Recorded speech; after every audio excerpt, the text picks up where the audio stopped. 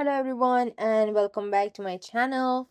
Today we are going to talk about a restaurant and how based on behavioral science and economical behavior, how I recommend to change this place, redecorate it, sometimes free, sometimes with low cost, but it's our mission to change your place better, to make your guests happier with low cost but high profit.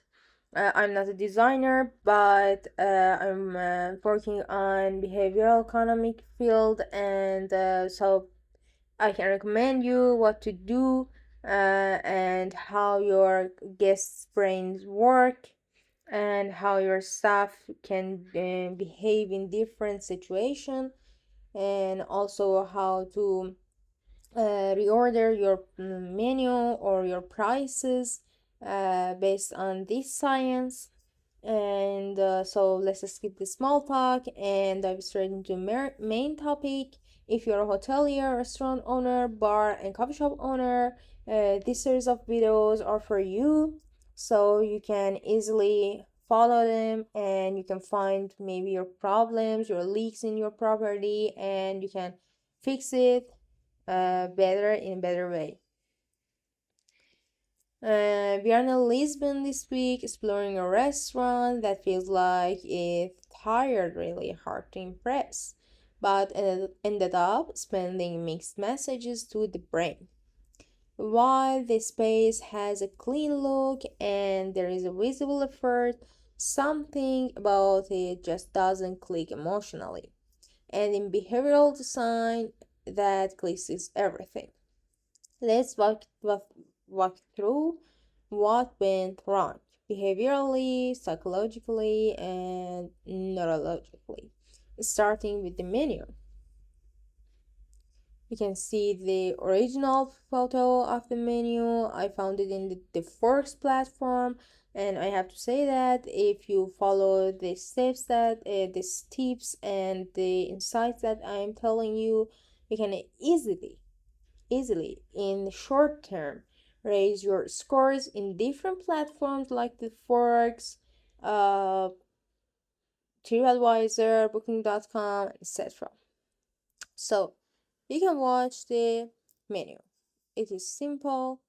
We can see different items here that there are some prescription under each item, and also the prices. And this is what I recommend for them based on their foods and their mission in the restaurant. You can see a special part here. You can see, for example, it's a signature dishes or the special item of your menu or chef dishes or whatever. It's bold and big in your menu, and also you can see the prices. So menu mayhem, rounded price only. Let's first talk about the theory behind it. Charm pricing effect. This is the psychological principle that prices ending in 95, 99 are perceived as significantly cheaper than their rounded counterparts. Why?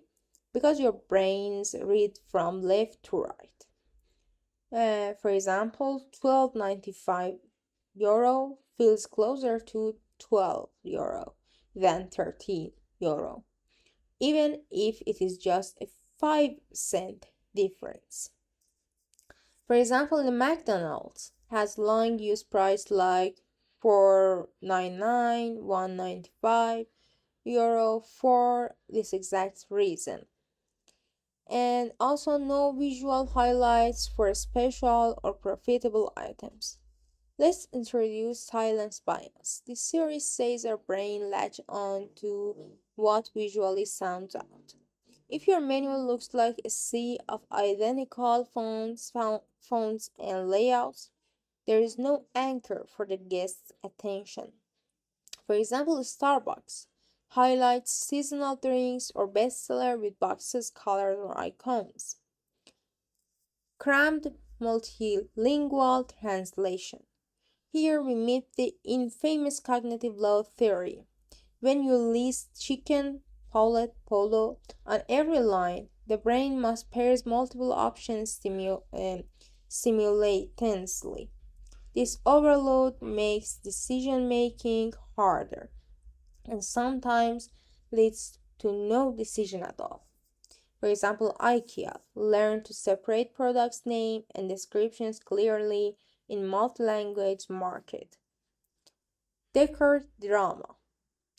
You can see the original picture uh, of this restaurant. You can see the wall, the pictures here, the wheels, and also the chairs, the wooden chairs without cushion, and also there's nothing actually on the table, and just a white texture here. There's nothing actually. So it is what I redecorate for this place based on their mission. But let's uh, continue to know what's happening here. A wall of industrial grays. Time to unpack schema congruity theory. This principle states that environments should match the mental expectations of their function. When guests see mechanical wall art in a restaurant, their brains say factory or garage, not delicious food. For example, Chiplett's early, it's a real world example. Industrial chic look worked only because the brand built an entire food philosophy around it. Without that alignment, gears just look out of place. Emotionally empty tables. This is where priming effect enters. A flower, a candle, a seasonal card, they are prime the guest's brain for warmth, value, and care. A bare table that primes nothing expect. The real world example is Nobu restaurants use a single branded stone, flower, and scent element on the table. This one subtle cues increase emotional connections and even tip size. Shares command into tables. Let's talk proxemics and applicability.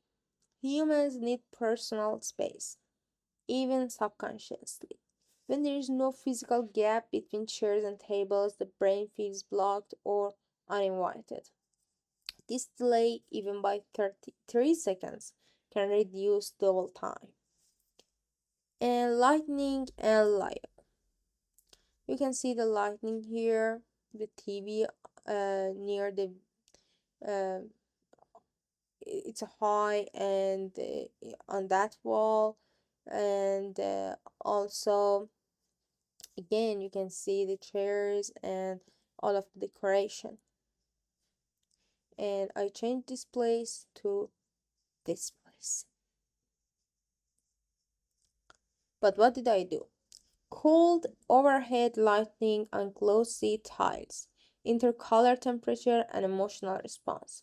White fluorescent light might look clean but emotionally drains warmth and social energy. And in a real world example, most boutique restaurants invest in the Mabel warm lighting to encourage relaxation and longer stay. Distracting TV above guests. Here comes attentional capture. Moving image naturally draw attention.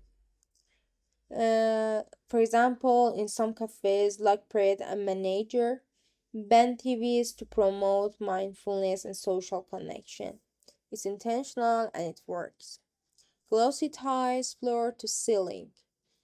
Let's talk about environmental fluency and textile warmth. When everything is white, glossy, and straight looking, the brain has no visual break or softness. It feels unfinished or worse, like cafeteria. And also, kitchen counter chaos. You can see the counter here, and I'm not really sure. There are cake, but there is a pocket of uh, milk, latte, and maybe this is food. I am not sure what's going on here, and there's no light to see what's happening. There are some plates, there are some of them are empty, and I make that picture to this one, and also this one. But what did I do? Visible mess. This taps into visual hygienic heuristic when guests see raw food, clutter, or plastic packaging, even in order. It triggers subconsciously distrust. Cleanliness isn't the same as perceived hygiene. Big red bottles in plain sight. Let's revisit color dominance. Red is powerful but overwhelming when it lacks purpose. A giant red ketchup bottle in the middle of a slick space.